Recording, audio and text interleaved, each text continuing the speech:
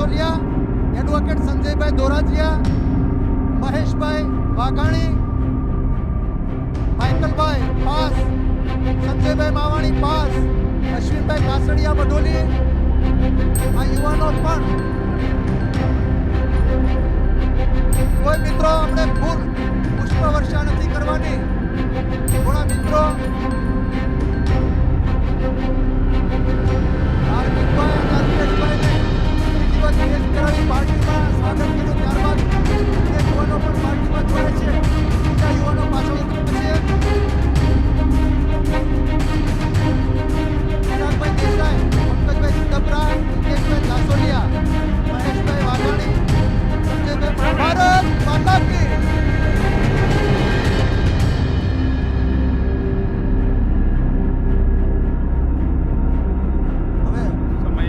છે રાજુભાઈ સાહેબનું પ્રવચન પહેલા લઈ લઈએ અને પછી પાછું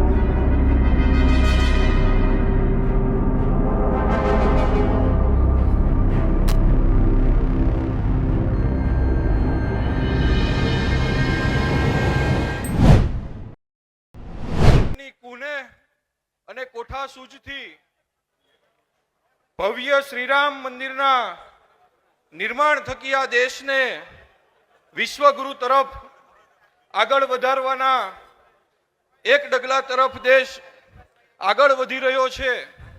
એવા શ્રી માનનીય વડાપ્રધાન અને ગુજરાતના પણોતા પુત્ર શ્રી નરેન્દ્રભાઈ મોદીની આ રાષ્ટ્રહિતની સેવાના સારથી બનવા તરફ આજે જઈ રહ્યા છીએ. ત્યારે ગુજરાતના પ્રદેશ અધ્યક્ષ માનનીય CR પાટીલ સાહેબ,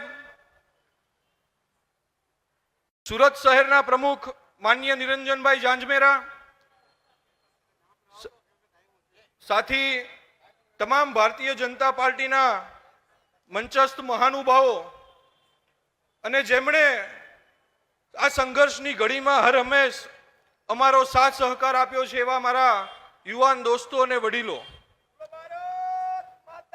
ભારતીય જનતા પાર્ટીની આ રાષ્ટ્રવાદી વિચારધારાથી પ્રેરાઈને આજ રોજ અમારી ટીમ સાથે જ્યાંથી આમ ગણો તો અમારો ઉદ્ભવ થયો હતો એવા આ સરદાર ચોક માનગઢથી આજે ફરી એક નવી શરૂઆત સાથે આ રાષ્ટ્રહિતની લડાઈની અંદર અમે સારથી બનવા માટે જઈ રહ્યા છીએ. ત્યારે ફરીથી આપ સૌના સાથ સહકારની અપેક્ષા સાથે વિશેષ વાત ન કરતા ભારત માતાનો વૈભવ નિશ્ચિત, વિકસિત ભારતનું નિર્માણ નિશ્ચિત, જન જનનું કલ્યાણ નિશ્ચિત અને આ ભાજપાનો વિજય નિશ્ચિત. જય જય ગરવી ગુજરાત, જય સરદાર, જય મંચ ઉપર ઉપસ્થિત પ્રદેશના અધ્યક્ષ શ્રી CR પાટીલ સાહેબ અને સમગ્ર ભારતીય જનતા પાર્ટી પરિવાર, આજે જે જગ્યા પર અમે ઊભા છે, અમારા જન્મ પહેલાના માનગઢ ચોકનો ઇતિહાસ ખૂબ અનેરો છે અને અહીંયાથી જ અમને સામાજિક લડત લડવાની જે પ્રેરણા મળી છે, જે તાકાત મળી છે, જે જોમ જુસ્સો મળ્યો છે, એ જ પરિવાર, એ જ મિત્રો, એ જ સમાજ, એ જ સંસ્થાને, એ જ વડીલોની વચ્ચે પહેલા તો સરદાર સાહેબને અમે નતમસ્તક વંદન કરીએ છીએ. સાથોસાથ સમગ્ર ભારતની અંદર જે યુગ પુરુષ કયો, વૈચારિક પુરુષ કયો, મહાપુરુષ કયો, અથવા જેમણે થર્ડ ઇકોનોમી બનાવવાનું સ્વપ્ન સેવ્યું છે એવા આપણા સૌના પરમ આદરણીય વડીલ અને ગુજરાતના પનોતા પુત્ર માનનીય શ્રી નરેન્દ્રભાઈ મોદી, કે જેમની વિચારધારા ભારતીય જનતા પાર્ટીની વિચારધારા અને એમની તાકાતની સાથે અમને જોડાવાની પાર્ટીએ તક આપી છે, બદલ સમગ્ર પ્રદેશ નેતૃત્વ, સુરત શહેર નેતૃત્વ અને એની સમગ્ર ટીમનો અમે આભાર માનીએ છીએ. સાથોસાથ આ તકે જે મેં શીખ્યું છે કે નમસ્તે સદા વત્સલે માતૃભૂમિ દ્વયા હિન્દ ભૂમે સુખમ વર્ધિતોહમ મહામંગલે પુણ્ય ભૂમે ત્વદર્થે પતત્વે સકાયો નમસ્તે નમસ્તે. આજ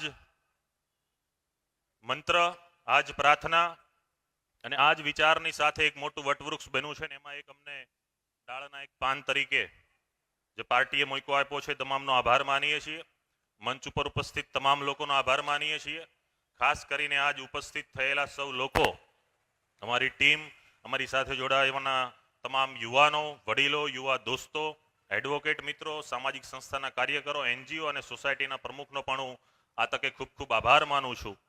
ખાસ સમયનો અભાવ હોય, ચૂંટણીની આચારસંહિતાનું પાલન કરવાનું હોય એટલે વધારે વાત નહીં કરતા આટલી વાતને પૂર્ણ કરીએ છીએ. અને આ તકે જે સમાજને માટે માનનીય શ્રી વિઠ્ઠલભાઈ રાદડિયા અને કેશુબાપા પટેલ કે જેમણે આ સમાજને ઘણું આપ્યું છે એમને આ તકે અમે યાદ કરીએ છીએ. અને આ સાથે પાર્ટીને પણ ભરોસો આપીએ છીએ, સમાજને પણ ભરોસો આપીએ છીએ કે આવનારા દિવસમાં સમાજ હિત, રાષ્ટ્રહિતના કાર્ય માટે તત્પર રહીશું. સમાજની પણ જ્યાં જરૂર હશે ત્યાં ચોક્કસ અમે હાજર રહીશું. અને જ્યાં પણ સમાજના કાર્યમાં સત્તાનો સહકાર જોશે ત્યાં ભારતીય જનતા પાર્ટી માટે ચોક્કસ અમે સહકાર માંગતા રહીશું. આપના સૌના આશીર્વાદથી અહીંયા પહોંચ્યા છીએ. આપના સૌના આશીર્વાદ હર હંમેશા અમારા ઉપર બના રહે એવી આપ સૌના ચરણોમાં પ્રાર્થના સાથે છેલ્લે જય ઘોષ કરીશું. બોલો વંદે વંદે, જય જવાન, જય જવાન, જય સરદાર, જય સરદાર, બોલો ભારત માતા કી. અલ્પેશભાઈ, ધાર્મિકભાઈ, ચિરાગભાઈ, સૌના સમર્થક, આપ સૌ ભાઈઓ અને બહેનો, આપ સૌને વંદન, આપ સૌને ખૂબ ખૂબ અભિનંદન આપું છું. અલ્પેશભાઈ સાથે ઘણીવાર મળવાનું થયું, 2022ના ઇલેક્શનમાં પણ થયું. પણ એક વાત સ્પષ્ટ છે કે આજ દિન સુધી ન તો એમણે કોઈને કહ્યું કે ન તો મેં કોઈને કહ્યું કે હું એમને ઓળખું છું કે એમને મળ્યો છું. આ જે મનમાં રાખવાની વાત છે, આ જે ગુપ્તતા જાળવવી જોઈએ, આ જે નૈતિકતા છે એ બંને પક્ષે જળવાઈ અને એના કારણે એક ભરોસો બેઠો. અને જ્યારે એમણે મુકેશભાઈ એમ કાંતિલાલ એમની સાથે મને કહ્યું કે અમે ભારતીય જનતા પાર્ટીમાં જોડાવાની ઈચ્છા રાખીએ છીએ, ત્યારે મેં ઉપર નેતૃત્વને પણ પૂછ્યું અને એમને પણ કહ્યું કે સરસ રીતે એમને આવકારવા જોઈએ. શ્રી અમિતભાઈ શાહ સાહેબે પણ તરત જ કહ્યું કે વાંધો નહીં, એમને પણ લઈ લો. આ એક શક્તિ, આ એક તાકાત એ તમે બધા એમને આપી છે અને એટલા માટે મેં તમને બધાને પહેલા જ એનો આભાર વ્યક્ત કર્યો છે.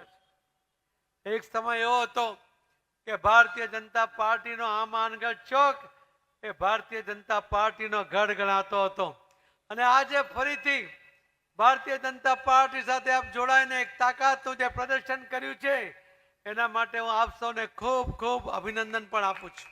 આજે જે મિત્રો આપણે જોડાયા છે, અલ્કેશભાઈ, ધાર્મિકભાઈ, ચિરાગભાઈ, એમની સાથેની ટીમ અને આપ સૌ બધા ભારતીય જનતા પાર્ટીમાં આપણે ઘર વાપસી કરી છે. હું ભારતીય જનતા પાર્ટીના અધ્યક્ષની જવાબદારી મારી પાસે છે. એના આધારે હું આપ સૌનું સ્વાગત કરું છું. આપ અને સ્વાગત સાથે આપણી તાકાતનો ઉપયોગ ભારતીય જનતા પાર્ટીના વિકાસમાં થાય, ભારતીય જનતા પાર્ટીને મજબૂત કરવામાં થાય, આ દેશને વિકસિત ભારત બનાવવાના મોદી સાહેબના સંકલ્પમાં થાય એવી આપ પાસેથી અપેક્ષા સાથે મારી વાતને વિરામ આપું છું.